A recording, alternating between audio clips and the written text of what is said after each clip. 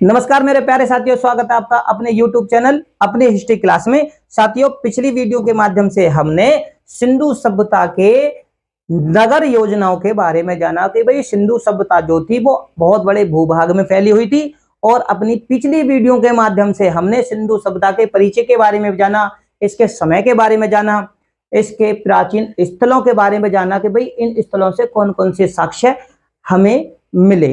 और आज जो हम जान रहे हैं इन वीडियो के माध्यम से वो यही कि भाई सिंधु सभ्यता की नगर योजना और जन विकास प्रणाली किस प्रकार से थी, यानी नगर की जो योजनाएं थी सिंधु सभ्यता के लोगों ने नगर किस प्रकार से बसाए हुए थे। तो देखो मेरे प्यारे साथियों, पिछली वीडियो के माध्यम से हमने लोथल और सुरकोटदा तक जानकारियां जुटा ली थी।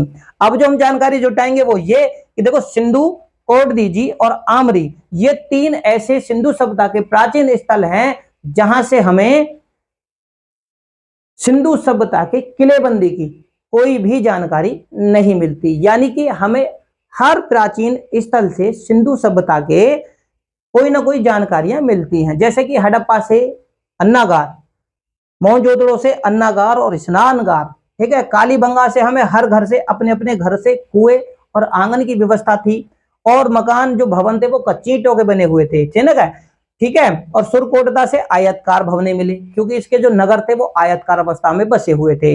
नगर योजना से संबंधित जानकारी हम जुटा भी रहे हैं। तो सिंधु, कोटदीजी और आमरी से हमें ऐसे कोई साक्ष्य नहीं मिले कि यहां पर किसी भी प्रकार से नगर तो थे लेकिन वहां पर कोई किलेबंदी नहीं थी। तो इससे क्या मालूम चलता है कि ये जो यहाँ पर जो सिंधु सभ्यता के जो लोग यहाँ पर रहते थे वो ग्रामीण अवस्था के लोग थे, कोई भी शहरीकरण यहाँ पर नहीं हुआ था।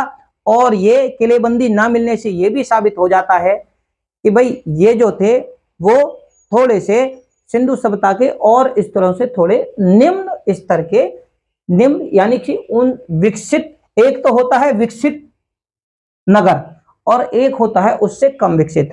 तो आप ये कह सकते हैं कि यहाँ के जो लोग थे वो थोड़े कम विकसित थे, ठीक है ना। ठीक है, तो यहाँ पर किलेबंदी नहीं मिलती, ठीक है। अगर हम अब बात करें तो यहाँ पर जो देखो संस्कृति, इस संस्कृति में क्या था, सिंधु सभ्यता की संस्कृति में ईंटों का बहुत ज्यादा बड़ा महत्व है। ईंटों का महत्व क्यों है? क्योंकि नगर योजना से संबंधित जानकारी जुटा रहे हैं। तो यहाँ पर होता था ईंटों का प्रयोग, ठीक है। अब जो ईंटों का प्रयोग होता था, इसी प्रकार से सिंधु सभ्यता की जो समकालीन सभ्यता है वो मिस्र की और मेसोपोटामिया की सभ्यता है।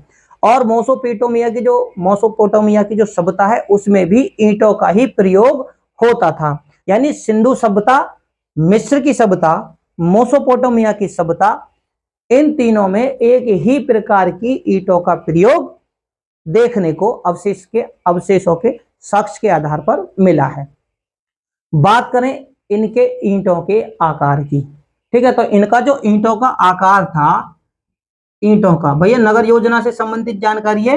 तो सिंधु सभ्यता में जो ईंटों का इस्तेमाल होता था वो 28 गुणा 14 गुणा 7 सेंटीमीटर, यहां पर लास्ट में लिख देता हूं सेंटीमीटर, ठीक है।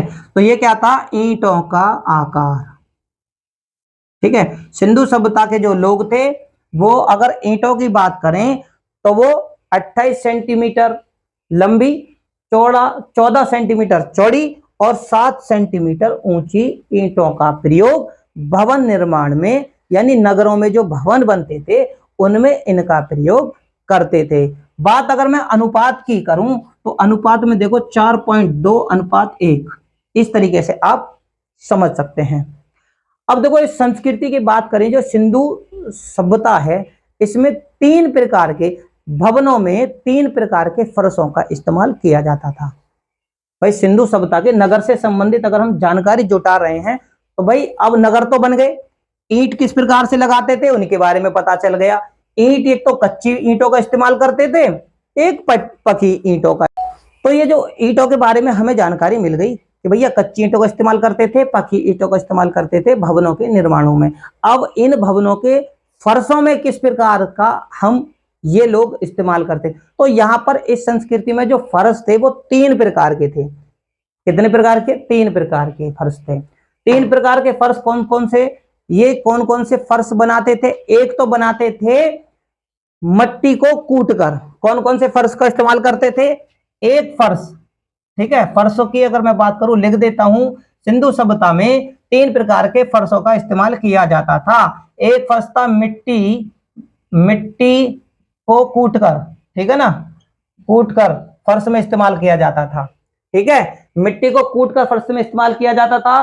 और दूसरा कच्ची ईंटों को, ठीक है ना, दूसरा था कच्ची ईंटों को बिछाकर, ठीक है, और तीसरा क्या था? पकी ईंटों का इस्तेमाल, ठीक है। तो 3 प्रकार के फर्श बनाए जाते थे सिंधु सभ्यता में, एक कच्ची ईंटों का, एक पकी ईंटों का, और एक मिट्टी को कूटकर। अगर दीवार बनाने की बात करें कि भाई सिंधु सभ्यता के लोग दीवार किस प्रकार के बनाते थे, तो दीवार थी वो इंग्लिश बॉन्ड पद्धति पर थी। कौन सी? अगर मैं बात करूं दीवार की, तो ये लोग फर्श में तो 3 प्रकार के बनाते थे, और दीवार, दीवार की बात करूं तो इंग्लिश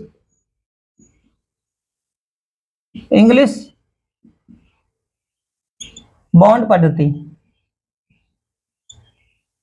ठीक है, इंग्लिश बॉन्ड पद्धति। अब इसका क्या मतलब है? आज की आधुनिक पद्धति भी कुछ उसी प्रकार है, एक दूसरी ईंट को क्रॉस बनाकर ईंटें बनाना, ठीक है ना, यानी कि वो जो उनके जॉइंट थे वो एक दूसरे के सामने ना आए, जॉइंट के ऊपर फिर एक ईंट, फिर उसके बाद में दूसरी ईंट, इस तरीके से इंग्लिश बॉन्ड पद्धति की बात करते थे। और बात करें हम, देखो मोहनजोदड़ो में जो बनाया गया था ना स्नानगार, ये जो स्नानगार बनाया हुआ था, वो स्नानगार किस तकनीक पर बना हुआ था? तो था बिटुमिन। कौन था? ये जो तकनीक थी स्नानगार की, स्नानगार की जो तकनीक थी वो थी बिटुमिन, बिटुमिन जिप्सम। इस स्नानगार में बिटुमिन और जिप्सम का प्रयोग किया गया था। यह सिंधु सभ्यता के नगर नियोजन से संबंधित, भाई वो तकनीक किस प्रकार से करते थे, भवनों को, यानी नगर जब वो बसाते थे, भवन जो बनाते थे वो किस प्रकार से बनाते थे, ईंटों का प्रयोग किस प्रकार से करते थे, और कहां पर हमें नगर नियोजन से सिंधु सभ्यता के प्राचीन स्थलों से साक्ष्य मिले। बिटुमिन, ठीक है ना, यानी गिरी पुष्प। क्या था? बिटुमिन यानी गिरी पुष्प, गिरी पुष्प, सॉरी, गिरी पुष्प, गिरी पुष्प का ये इस्तेमाल कर इन्होंने स्नानगार में किया, ठीक है। अब ये जो नालियां की बात करें, ठीक है ना, तो यहां पर जो दीवार के बाद में देखो घर से निकलने के लिए जो नालियां थी, नालियां, नालियां यहां तो देखो चूने पत्थर की थी, ठीक है ना, चूने पत्थर की या जिप्सम की। इसमें क्या किया गया था? जिप्सम और चूने पत्थर का सिंधु सभ्यता के लोगों ने नालियों में प्रयोग किया था। भाई मेरे प्यारे साथियों, चैनल मेरा नया है, अगर मेरी वीडियो आप लोगों को अच्छी लगे तो इन्हें ज्यादा से ज्यादा लाइक करें, शेयर करें, चैनल पर नहीं हो तो चैनल को सब्सक्राइब करें। अब देखो, चूने और जिप्सम के मिश्रण से ये क्या करते थे? नालियां बनाते थे, ठीक है। नालियां बनने के बाद में फिर और ज्यादा उत्खनन के बाद तो फिर क्या पता चला कि हड़प्पा में गोल स्तंभ नहीं मिले। क्या नहीं मिले? नगर नियोजन से संबंधित जानकारी कि हड़प्पा से किसी भी प्रकार के गोल स्तंभ नहीं मिले। इसके विपरीत ये जो गोल स्तंभ हैं, ये इनके समकालीन सभ्यता मेसोपोटामिया की सभ्यता से गोल स्तंभ मिलते हैं। बात और ज्यादा करें तो इसकी समकालीन जो सभ्यता थी वो मिस्र की और बेबीलोन, ये 2 ऐसे स्थल हैं प्राचीन जहां से गोल मेहराबों का प्रयोग उस समय हुआ करता था। किसका? गोल मेहराबों का। लेकिन इसके विपरीत हड़प्पा सभ्यता की अगर बात करें तो यहां पर जो मेहराब, भवनों में जो मेहराब बने थे वो कौन से? टोडा मेहराब, ठीक है। कौन से मेहराब हड़प्पा में कौन से थे? हड़प्पा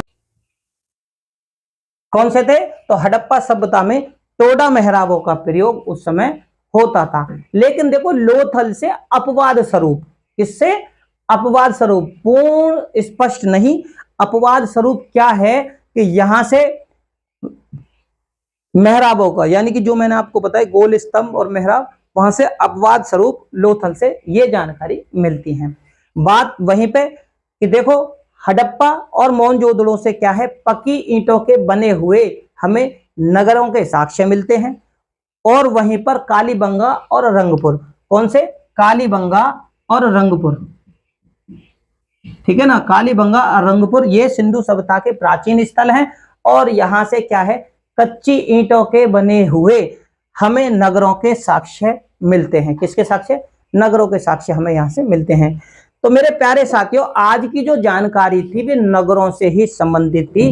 वही सिंधु सभ्यता में ये जो प्राचीन स्थल हैं, सिंधु सभ्यता इतने बड़े भूभाग में फैली हुई है, तो यहाँ के जो प्राचीन स्थल है, तो यहाँ के जो निवासी थे उन्होंने किस प्रकार के यहाँ पत्थरों का प्रयोग किया और यहाँ पर किस प्रकार से उन्होंने नगरों की जो योजना बनाई, जो उन्हें व्यवस्थित करने का जो उनका ढंग था, तरीके थे, हमने उनके बारे में जाना कि भाई कौन कौन से ऐसे प्राचीन स्थल हैं जहां से हमें प्राचीन जानकारियां यानी अवशेषों के आधार पर जो जानकारियां मिलती हैं नगर योजना की, उन्हीं के बारे में हमने इस वीडियो के माध्यम से आप लोगों से साझा की।